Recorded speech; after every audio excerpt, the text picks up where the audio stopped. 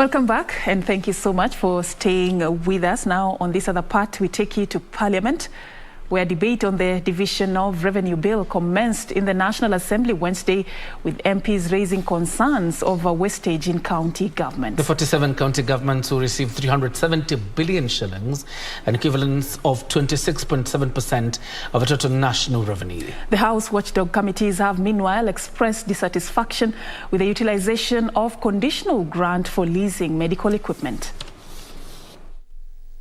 Discussion on how 2 trillion shillings will be shared between the national government and the devolved units is now before the House.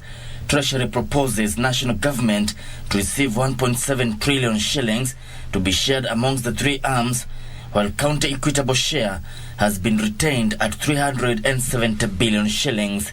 The constitutional percentage is 15%, and so when we get 27%, we think that's a trial by the government, Honourable Speaker. But even so, we think that this percentage is high because there is goodwill from the present government. 14 marginalised counties will benefit from 7 billion shillings proposed in the Equalisation Fund. For those previous subsequent years, there is the Equalisation Fund which has been factored in. In this year, it is 7 billion. In last year, there was 6 billion shillings, which up to today, that money has not been expended.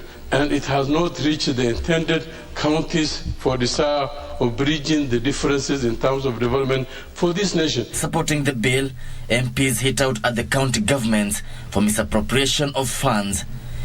The ECDE that will be done by the county, you will hear, has costed like 1.5 billion.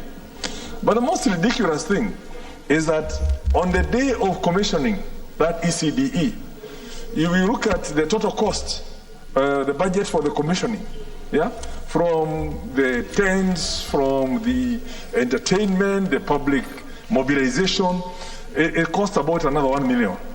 The issue of debt management also reared its head again. The debt is also okay, but in all these countries we talk about, in Japan you're not going to get debt and waste it.